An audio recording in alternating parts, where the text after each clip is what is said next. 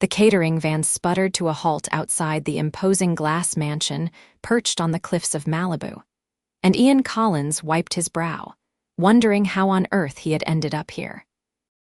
A single father with a mountain of debt wasn't supposed to be catering to the ultra-wealthy, but here he was, ready to serve champagne and canapés to people who probably spent more on a single meal than he made in a month.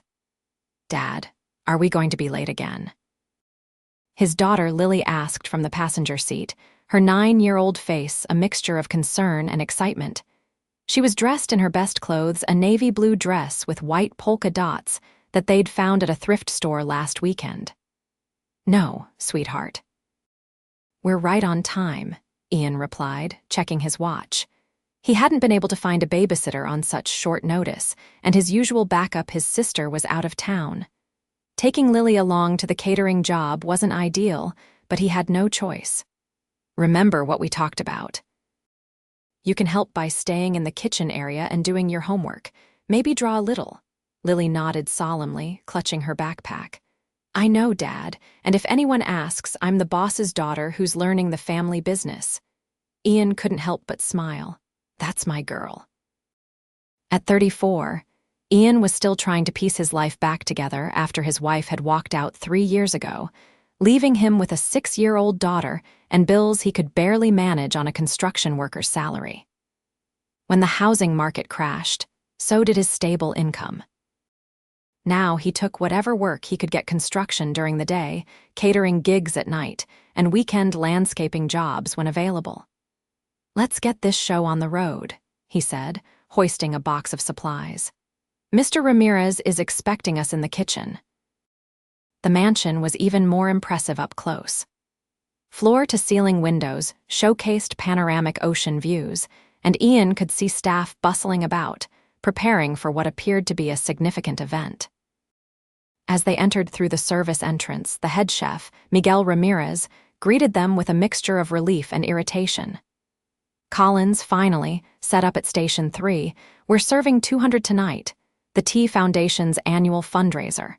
He paused, noticing Lily. "Who's this?" "My daughter, sir. Babysitter canceled last minute. She'll stay out of the way, I promise." Miguel sighed but nodded.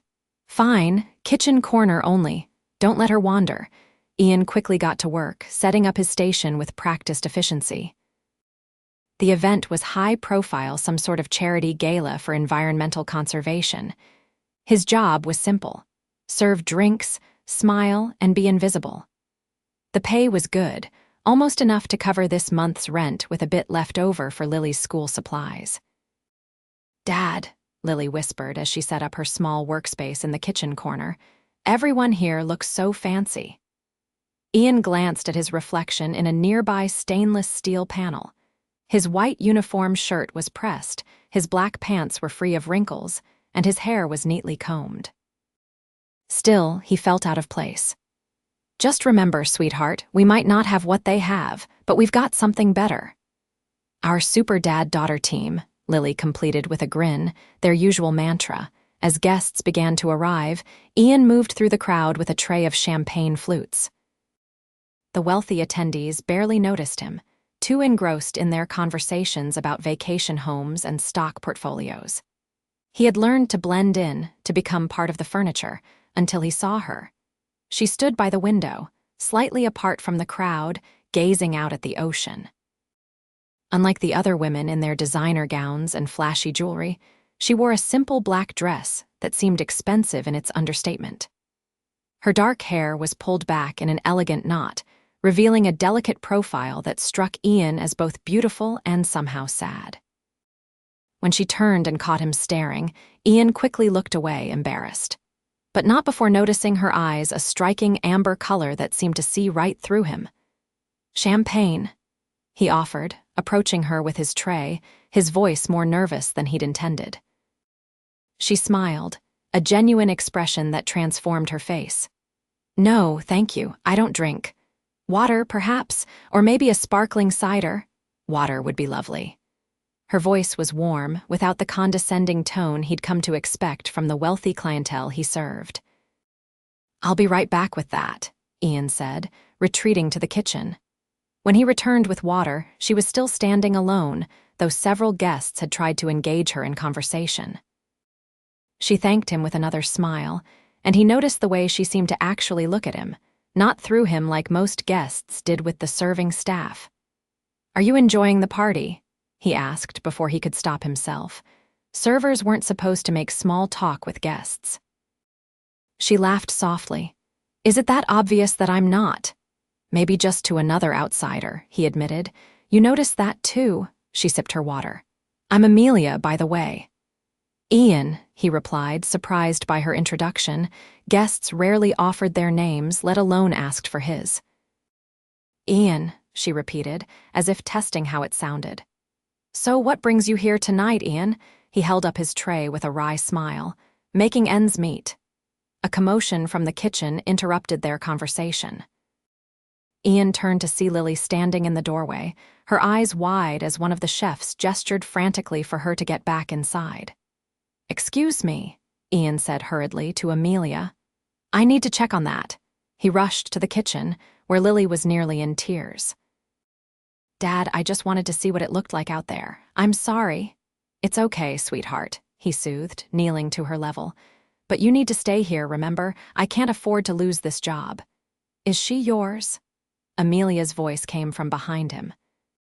She had followed him into the kitchen, her presence causing the busy staff to pause momentarily. Ian stood quickly. "Yes, this is my daughter, Lily. My childcare fell through at the last minute." Instead of the disapproval he expected, Amelia's face softened. She knelt down to Lily's level. "Hello, Lily. I'm Amelia. It's very nice to meet you." Lily, always quick to make friends, smiled through her tears. "Are you at the fancy party?" "I am, but to tell you a secret," Amelia leaned in conspiratorially. "I'd much rather be in here with you. Parties like that can be quite boring." Lily giggled. "Dad says we can't afford boring. We're too busy for it." Ian felt his face flush with embarrassment, but Amelia laughed a genuine, delighted sound. "Your dad sounds very wise." She looked up at Ian with those remarkable amber eyes, and very dedicated. Before Ian could respond, Miguel appeared, his expression tense. "Collins, you're needed out there. Miss Thornton, I apologize for the intrusion." Miss Thornton. Ian felt a jolt of recognition. The Thornton name was plastered all over the event materials, the T Foundation. This wasn't just any guest. This was Amelia Thornton, likely one of the event's major donors. "No apology necessary, Miguel," Amelia said smoothly. "In fact, I was hoping I might borrow Lily for a little while. The party could use a touch of genuine enthusiasm." Miguel looked as if he might faint. "Miss Thornton, it's fine," she insisted. "Unless Ian objects." Ian hesitated. Every parental instinct told him to keep Lily close, but Amelia's kind eyes held no malice, only a genuine interest that surprised him. "It's up to Lily," he finally said. Lily, always more outgoing than her father, nodded eagerly. "Can I, Dad? Please?" "Stay where I can see you," he cautioned. As he returned to serving guests, Ian watched Amelia introduce his daughter to a few selected attendees. Surprisingly, they seemed charmed by Lily's earnest questions and observations. Throughout the evening, he caught glimpses of them. Amelia showing Lily the art collection, pointing out the views, even introducing her to what appeared to be important business associates. It wasn't until the event was winding down that he was able to approach them again. Lily was animatedly describing her science project to Amelia, who listened with genuine interest. "Sounds like you've had an adventure," Ian said to his daughter. "Dad, Amelia knows so much cool stuff. She told me about saving the rainforests and how turtles get confused by plastic in the ocean." Lily's eyes were bright with excitement. "And she said I asked better questions than the reporters she talks to." Amelia smiled. "She's extraordinary, your daughter. Smart, curious, and remarkably poised for her age." "Thank you for keeping her company," Ian said, feeling the weight of the social gulf between them. "I hope she didn't talk your ear off." "Quite the opposite. She's been the highlight of my evening." Amelia's gaze lingered on his face. "Actually, I'd like to speak with you before you leave tonight. Would that be possible?" Ian's stomach tightened. Had he done something wrong? Of course. As they cleaned up after the event, Ian's mind raced with possibilities.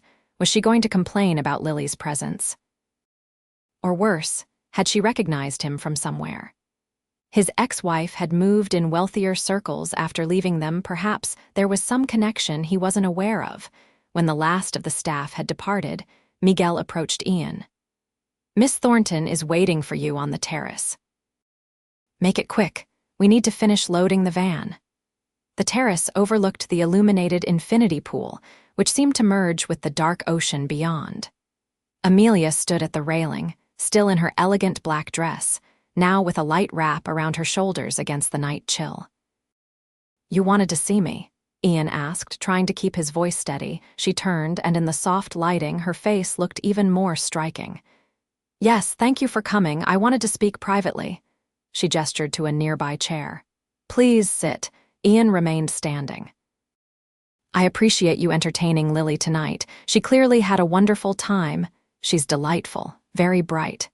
Amelia stepped closer. "Ian, I'm not sure how to say this without sounding presumptuous."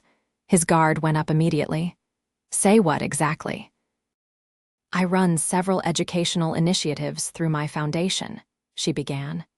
"One of them is a scholarship program for gifted children who might not otherwise have access to certain opportunities.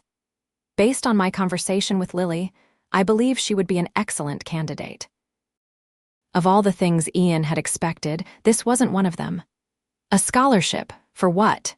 Initially, for our summer science program, it's an intensive 8-week course with top educators. If she continues to excel, there would be opportunities for ongoing support, potentially including private school tuition. Ian felt a complex mix of emotions: hope, suspicion, and a prickle of pride being offered charity. "That's very generous, but why Lily? You just met her." Amelia's expression softened. "I have a knack for recognizing potential. Lily has a natural curiosity and intelligence that shouldn't be wasted due to financial constraints." The diplomatic phrasing didn't disguise her meaning. Ian felt his defenses rise. "We manage just fine." "I'm sure you do," she said quickly. "This isn't about your capability as a parent, which is obviously exceptional, given how wonderful Lily is. It's about opening doors that might otherwise remain closed." Ian ran a hand through his hair, conflicted. The opportunity for Lily was too good to dismiss out of hand, but something about it felt wrong. "Miss Thornton, Amelia, please." "Amelia, I appreciate the offer, but I can't help feeling there's something else going on here." She looked surprised. "What do you mean?" "People like you don't typically offer life-changing opportunities to people like me without some sort of agenda." The words came out harsher than he intended. Instead of being offended, Amelia seemed to consider his words carefully. "You're right to be suspicious. In your position, I would be too." She moved to the railing again, gazing out at the dark water. "The truth is, I was impressed by both of you tonight. Lily's brightness, yes, but also your dedication. Working a second job, bringing your daughter along rather than leaving her with just anyone. That speaks to your character." Ian joined her at the railing, keeping a respectful distance. "Being a parent means doing whatever it takes." "I know that better than most," she said softly. "My father raised me alone after my mother died. He worked 3 jobs to put me through college. Everything I have now, I owe to his sacrifice." The revelation surprised Ian. He'd assumed she was born into wealth. "So this is, what, paying it forward?" Something like that. She turned to face him, her expression earnest. No strings, no agenda. Just an opportunity for a bright child and maybe. She hesitated. "A chance for us to get to know each other better." Ian blinked, caught off guard by the unexpected turn. "Are you asking me out?" A faint blush colored her cheeks. "Is that so hard to believe? Considering you're Amelia Thornton and I'm the guy serving drinks at your party." "Yes, actually." She laughed, the sound warm in the cool night air. "I'm just a person, Ian, and you're interesting, real in a way most people in my world aren't." Before he could respond, Miguel called from the doorway. "Collins, van's loaded. We need to go." Amelia reached into her clutch and pulled out a business card. My personal number is on the back. Call me about the program, or anything else. Ian took the card, feeling like he'd stepped into someone else's life. I will, he promised, though he wasn't entirely sure he meant it. As he and a sleepy Lily drove home in the rattling catering van, his daughter's drowsy voice cut through his thoughts. Dad, is Amelia your friend now? Ian glanced at the elegant business card on the dashboard. I'm not sure, sweetheart. I think she should be, Lily murmured before drifting off to sleep. She looks at you like you're special. The next morning brought reality crashing back. Ian woke at 5 a.m. for his construction job, made Lily's lunch, and dropped her at school before heading to the site. The memory of the previous night seemed like a dream: the mansion, the wealthy party guests, and especially Amelia Thornton with her amber eyes and surprising offer. Several times throughout the day, he pulled out her card, turning it over in his calloused hands. The thought of calling her seemed absurd. Women like Amelia didn't date men like him. The scholarship offer was generous, but mixing it with personal feelings would only complicate things. Better to politely decline and move on. By the time he picked Lily up from school, he'd convinced himself to forget the whole thing. But his daughter had other ideas.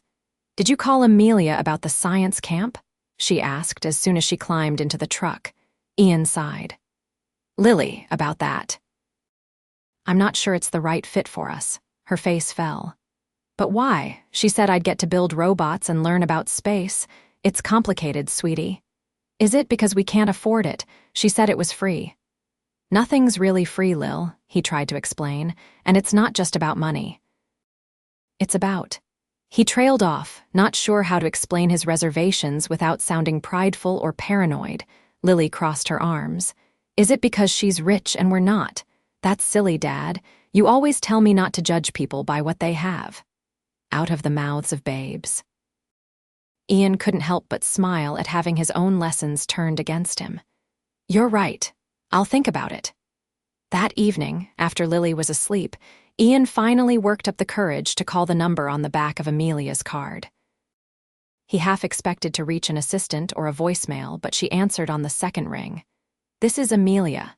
Ian cleared his throat. Hi, it's Ian, Collins, from the party last night. There was a pause, and for a moment he thought she might not remember him. Then her voice warmed. Ian. I was hoping you'd call. I've been thinking about your offer for Lily, he began, sticking to the safer topic. The science program sounds amazing, and she's very excited about the possibility. That's wonderful. I can have the application materials sent to you tomorrow. It's just a formality. The spot is hers if she wants it. Thank you, Ian said sincerely. It's a generous opportunity. Another pause. And was there anything else you wanted to discuss? Ian took a deep breath. Actually, yes, I was wondering if maybe you'd like to get coffee sometime. Just to talk more about the program, of course. Of course, she agreed, though he could hear the smile in her voice. Just to discuss the program, how about tomorrow? There's a cafe near the marina, very casual. Tomorrow works, Ian said, surprised at how quickly things were moving. Around noon. I can take my lunch break then. Perfect, I'll text you the address. After hanging up, Ian sat on his worn couch, staring at his phone in disbelief. He had a coffee date with Amelia Thornton. What on earth was he thinking? The cafe was nestled between a local bookstore and a surf shop, far from the upscale establishments Ian had expected Amelia to frequent. When he arrived, dressed in his cleanest jeans and button-down shirt, she was already there, wearing sunglasses and a simple blouse with jeans. Without the evening gown and formal setting, she looked younger, more approachable, though no less beautiful. I hope this place is okay, she said as he sat down across from her. They make the best lavender latte in town, and it's quiet enough to talk. It's great, he assured her, though he'd never had a lavender latte in his life. Thanks for meeting me. She slipped off her sunglasses, revealing those remarkable amber eyes. I'm glad you called. I wasn't sure you would. To be honest, I almost didn't. Because you think I'm out of your league? She asked directly. Ian couldn't help but laugh at her frankness. Among other concerns, yes. Let's address those concerns then, she suggested. What else is bothering you about this arrangement? He appreciated her straightforwardness. For one, the power imbalance.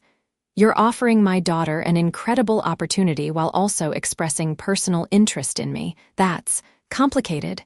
She nodded thoughtfully. I understand how it could appear that way. Would it help if I told you the scholarship is completely separate from my personal feelings? Lily would keep her spot regardless of whether you and I pursue anything.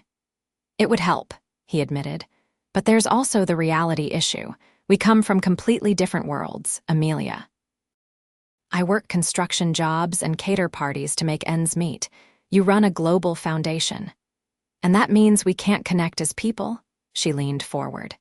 Ian, I grew up poor, poorer than you probably are now. My father worked himself to exhaustion to give me opportunities. I haven't forgotten where I came from. A server came to take their orders a black coffee for Ian and the famous lavender latte for Amelia. When they were alone again, Ian asked the question that had been bothering him. Why me? You must meet interesting, accomplished people every day. Amelia considered the question. I do meet many people, most of whom want something from me, my money, my influence, my connections. You didn't even know who I was, yet you treated me with a kindness and authenticity that was refreshing. She smiled softly. Plus, the way you are with Lily. It speaks volumes about your character. Her answer disarmed him. Their conversation flowed easily after that, moving from their backgrounds to their interests. Ian learned that despite her wealth, Amelia lived relatively modestly, pouring most of her fortune into environmental and educational initiatives. She'd built her company from scratch, transforming a small tech startup into a billion-dollar enterprise before she was 30. But enough about me, she said eventually. Tell me more about you and Lily. How long have you been on your own? 3 years, Ian replied. My ex-wife decided family life wasn't for her. She's in Europe now with her new husband. That must have been difficult. It was, especially for Lily. But we've found our rhythm. He sipped his coffee. What about you? Ever been married? Amelia shook her head. Never came close. My work consumed me for many years, and then, she shrugged. The men I met were more interested in what I could do for them than in me as a person. Their coffee date stretched into 2 hours, far longer than Ian's lunch break allowed. When he reluctantly mentioned he needed to get back to work, Amelia looked genuinely disappointed. Can we do this again? She asked. Maybe dinner next time. You could bring Lily. The invitation hung between them, full of possibility. Ian found himself nodding. I'd like that. We both would. Over the next few weeks, a tentative relationship blossomed. They met for dinners, park outings with Lily, and even a day at the Science Museum. Each time, Ian expected to find the differences between them insurmountable. Yet each encounter only drew them closer. Amelia fit into their lives with surprising ease. She helped Lily with her science homework, listened to Ian's frustrations about work without offering to solve his problems with money, and shared her own challenges running her foundation. When Ian expressed concern about being seen in public with someone so recognizable, she laughed and pointed out that most people were too self-absorbed to notice them. 6 weeks after their first meeting, Ian finally invited Amelia to dinner at his modest apartment. He spent the entire day cleaning, cooking, and worrying about whether his humble home would make her uncomfortable. Dad, stop fussing, Lily said as she helped set the table. Amelia won't care if the plates don't match. I know, he said, though he continued adjusting the mismatched dinnerware. I just want everything to be nice. She likes us, not our stuff, Lily said wisely. That's what you told me matters, remember?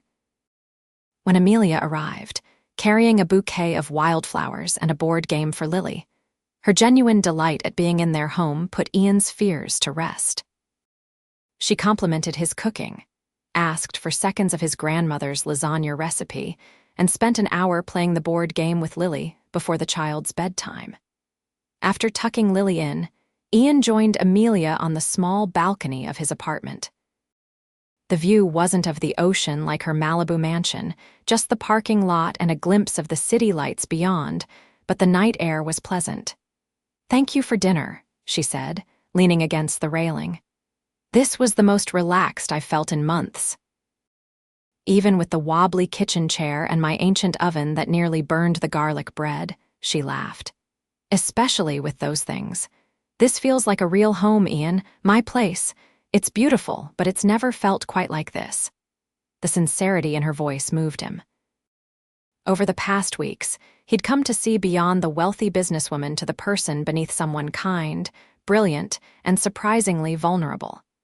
The attraction he'd felt from the beginning had deepened into something more meaningful. "Amelia," he began, suddenly nervous. "I need to ask you something." She turned to face him fully. "Anything? What are we doing here? Where is this going?" He gestured between them. "I've been trying to keep my expectations in check, but I need to know what you're thinking." Amelia stepped closer, close enough that he could smell her subtle perfume. "I'm thinking that I've fallen for a hardworking, dedicated father who makes me laugh and sees me for who I really am. I'm thinking that I want to see where this could go, if you're willing to take that chance with me." Ian felt a weight lift from his shoulders. Despite all the complications, the different worlds we come from, different starting points, maybe, she corrected gently. "But I think we're heading in the same direction now." When he kissed her, it felt both inevitable and surprising, the culmination of weeks of growing feelings and the beginning of something new. Her lips were soft against his, her hands warm as they slid up to his shoulders. "I've wanted to do that since the night we met," he confessed when they finally parted. "What took you so long?" she teased, her eyes bright in the dim light. In the months that followed, their relationship deepened. Lily thrived in the science program, forming friendships with other curious minds, and developing a particular interest in marine biology that Amelia nurtured with books and field trips. Ian continued his construction work, refusing Amelia's subtle offers of financial help, but accepting her connections when they led to better-paying projects. Their worlds began to mesh in unexpected ways. Ian accompanied Amelia to several foundation events, no longer as server but as her partner, his natural charm and straightforward manner winning over even the most skeptical socialites. Amelia became a regular fixture at Lily's school events and their Sunday morning pancake tradition. There were adjustments and occasional tensions. Ian struggled with the disparity in their financial situations, especially when Amelia casually suggested solutions to problems he'd been wrestling with for years. She sometimes forgot that his schedule wasn't as flexible as hers, leading to misunderstandings when work prevented him from joining foundation events. But with each challenge, they found their way back to what mattered: the connection they'd built, the family they were slowly becoming. 6 months after they met, Amelia invited Ian and Lily to spend a weekend at her beach house, a smaller, cozier property than the mansion where they'd first met. As they walked along the shore at sunset, Lily running ahead to collect shells, Amelia took Ian's hand. "I've been thinking," she began. "Dangerous," he teased, now comfortable enough to joke about her brilliant mind. She smiled. "I've been looking at properties closer to your neighborhood. The commute to headquarters is becoming tiresome." Ian stopped walking. "You're thinking of moving because of us." "Because of many factors," she clarified. "But yes, you and Lily are the most important ones. I want to be closer to the people I love." The word hung between them, not for the first time, but perhaps the most significant. Ian pulled her close. "We love you too, you know, both of us." "I know." She nestled against him, watching Lily chase the waves. "I never expected this when I attended that fundraiser. I was actually planning to leave early before I saw you. And I was just trying to make it through the night without breaking anything expensive," Ian laughed. "Funny how life works out." As they stood there on the beach, the setting sun painting the sky in brilliant oranges and pinks, Ian marveled at the journey that had brought them together. From server and guest to partners building a life together, they'd crossed boundaries of class and circumstance to find something genuine. Later that evening, after Lily had fallen asleep in the guest room surrounded by her shell collection, Ian and Amelia sat on the deck overlooking the moonlit ocean. A small velvet box sat between them on the table. "Are you sure about this?" Ian asked, his voice hushed in the quiet night. "It's a big step." Amelia reached for his hand. "I've never been more certain of anything, but the question is, are you ready? This changes everything." Ian looked at the box, then back at the remarkable woman who had walked into his life and turned it upside down in the most wonderful way. "I think I've been ready since that first night when you looked at me like I was worth seeing." He opened the box, revealing a simple key nestled on the velvet interior. "It's symbolic," Amelia explained. "A key to my home, to my life. I want you and Lily to move in with me wherever we decide to live. I want us to be a family, officially." Ian took the key, feeling its weight in his palm. "On one condition. Name it. We do this as equals, partners in every sense. I won't be kept, and I need to contribute my share." Amelia's smile was tender. "I wouldn't have it any other way. Your contribution has never been about money, Ian. It's about the love and stability you bring, the values you live by, the father you are to Lily." Under the vast sky filled with stars, they sealed their agreement with a kiss, no longer a billionaire and a struggling dad, but simply two people who had found home in each other against all odds. 1 year after their first meeting, they were married in a simple ceremony on the same beach where Amelia had given Ian the key.